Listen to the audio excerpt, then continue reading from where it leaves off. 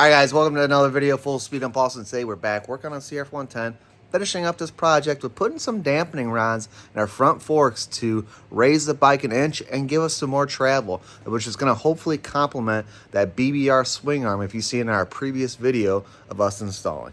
Alright guys, since we already have our front wheel off, since we were doing tires, all we're going to have to do right now is take off these bolts here, or at least loosen them up. Your forks should slide right out. Careful when you're taking the weight off the front end like this and you have your back wheel and everything still on, it's best to put a jack underneath the back wheel. That way it doesn't tilt and fall off the stand, unless you want to put a strap attaching some to the midsection or whatever you want to do. But I usually just put a little jack on the back of the wheel or a couple blocks of wood, whatever you want to do. That'll help keep the bike balanced as you work on this process. So first things first, let's get those forks off, crack these things open, and get our fluid drain. Alright, so we loosened our fork tubes here. Another thing you want to do before you actually loosen your fork tubes, up here where your caps are at, go ahead and break these free now. That way it's a little bit easier and you don't have to use some like impact driver or whatever to get these undone. You can just do it with a crescent wrench, which I know a lot of people frown upon, or the actual correct size wrench.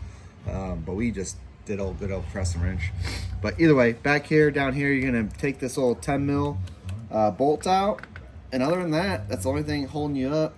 Ooh, man. She's tight. Alright, so another thing you might want to do to kind of relieve pressure to get the fork tubes out is put a flathead in here. And just wedge it open a little bit, and that will help release your fork tube if you're having an issue. But, oh, whew, she's ready. Never mind.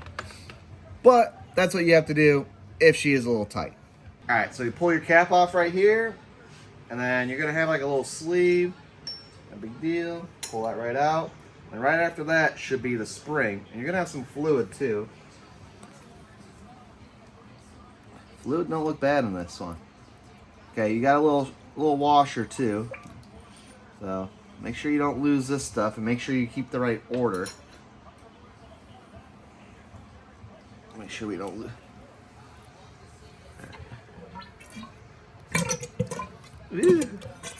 Always got to change your fork oil every once in a while anyways.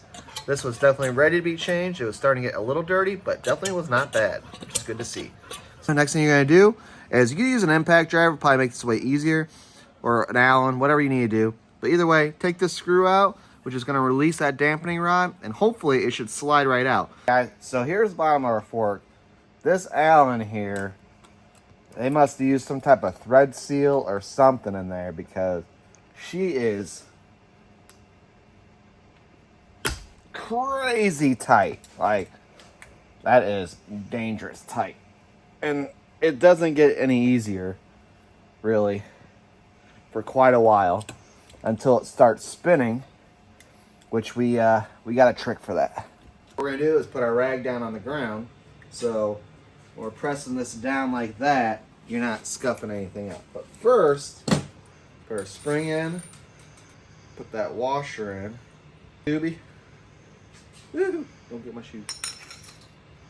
Alright, your cap on.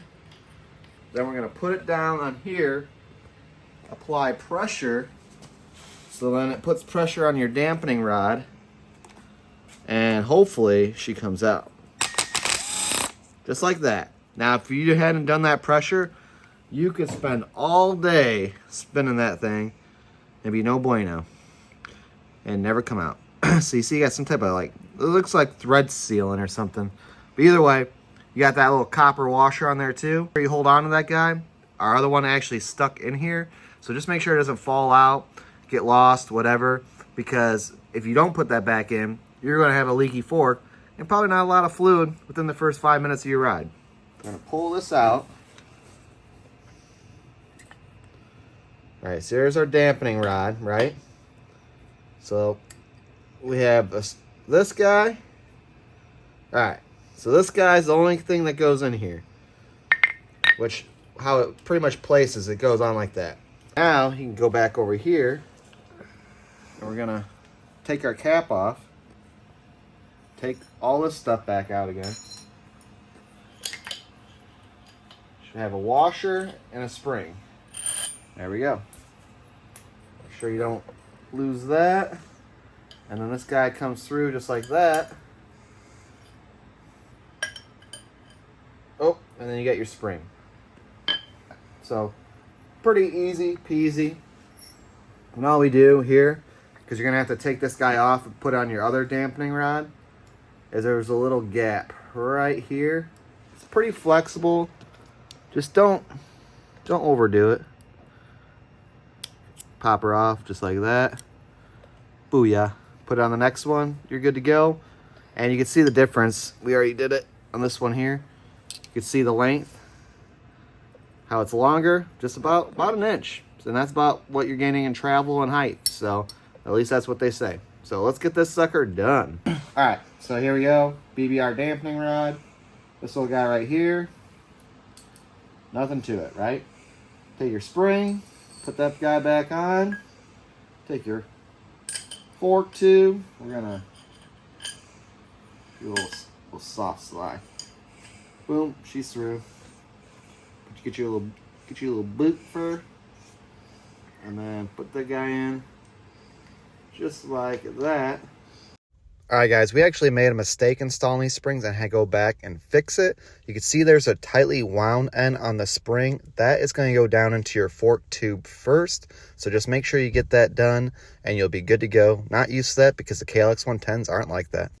But what we're going to do, I think, is we're just going to get this set up here now.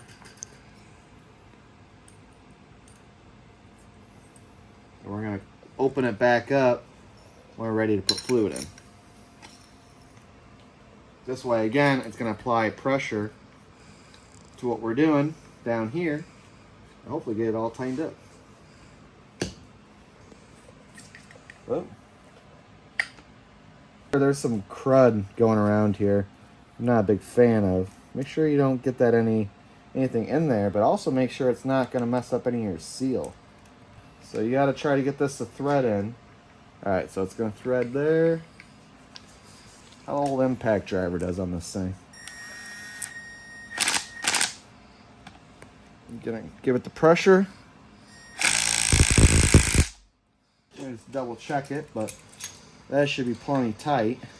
We're gonna keep an eye on this too and see if, again, probably Loctite's. Yeah, that's tight. Plenty tight. And so then all you do is come back here and take your cap back off. And you're supposed to collapse your fork tube and pull your spring out too when you, as far as add your fluid and measure. Now, I read that they were saying 5.5 ounces of fluid. So if that's true, that'll be nice. That we can just put 5.5 in and we could be done with this instead of having to measure down. Here actually is if you have a two-stroke, these things are super handy because they have all the little measuring things on here. So all we did was went on a graph here, went between that 5 and that 6, and that's our 5.5 ounces. When you put your fork spring in here, just put it in there nice and slow so you don't splash your fluid out. And might actually want to raise this up, that way you don't overflow it. Oh yeah. And you put your a little washer in there, make sure it lays flat, guys. And then you're gonna put that guy in there. That's the fork tube. Make sure she's tightened up really good up top here. Wipe it down, check for leaks, and she should be good. All right, guys, here's the game plan. We got the forks and we got our torque specs. Converting our 24 foot-pounds for the bottom to inches puts us at 288 inches of torque. The top is at 16 foot-pounds, and that is going to put us at a 192. So what we're going to do is set our torque wrench to 192 first, doing a cross pattern, slowly working our way to it finally clicks on all four, and then we'll go and hit that bottom with that 288, which I think our torque wrench only goes to about 260.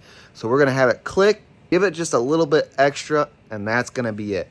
I know I skip torque specs on a lot of things, but I do believe it's extremely important on doing it on your fork tubes. And just to specify, as you see me with that impact driver, is rated at 18 foot-pounds, I think, as far as the power of it. And your torque specs for the bottom of those screws was at 15 foot-pounds. So we might have put a little bit extra on it, but nothing crazy. And I believe it's 16 foot-pounds for your fork caps too, if you wanted to know. So I have no problem giving you guys information on torque specs. Whether you follow it, that's up to you. But let's get this build finished. We got this set at 192 inches. So we're just gonna go a little bit. And it's a process. Oops, sorry. Crisscross applesauce. Remember that.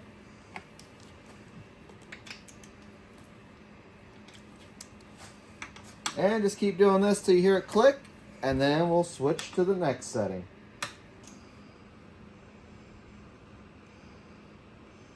Ooh, I guess this one's... All right, there's 2.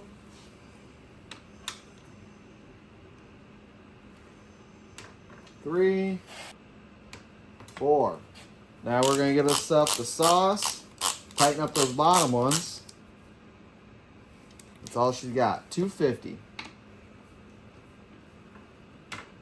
So yeah, you'd be surprised, like, so that was the difference there from 192 to 250 was, let's see what we got. We're at, see if we make it down to even a quarter turn. Nope. So right there, if we were doing math, okay, we're at 192 right here. We're at 250 right here, right? So that's 60. And we need to go to about, what did I say, about 288 or something like that? All right, so if we're going to 288, I would say just go, oop, just a little bump like that. I'm calling that good, guys. A little bump. That's good. Now, it looks like I was worried about our brake line, but it seems like that's all going to fit. But I'm also a little concerned, did this even make our bike sit any taller? All right, guys, that is it. All buttoned up. Everything's torqued down. Bike's looking good. And it sits dead even too. Just the right amount of kickback on the back wheel versus the front wheel. Perfect height. Sits nice. Actually, and those dampening rods stiffened up the front a little bit. We still got one with the 10 weight stock springs, but we do have those BBR dampening rods. So that worked out pretty good. So definitely a nice compliment for the BBR swing arm. If you're not ready to spend that money for the TB forks, or do any other type of upgrades, the dampening rods for $100 is a good deal, guys. All right, guys, but that's about it for today's video. I appreciate you guys watching. Make sure you subscribe, like, all that good stuff. We got plenty other good builds coming. Promise you. And it's going to be good stuff. So you know the deal. Until next time, we'll see you later.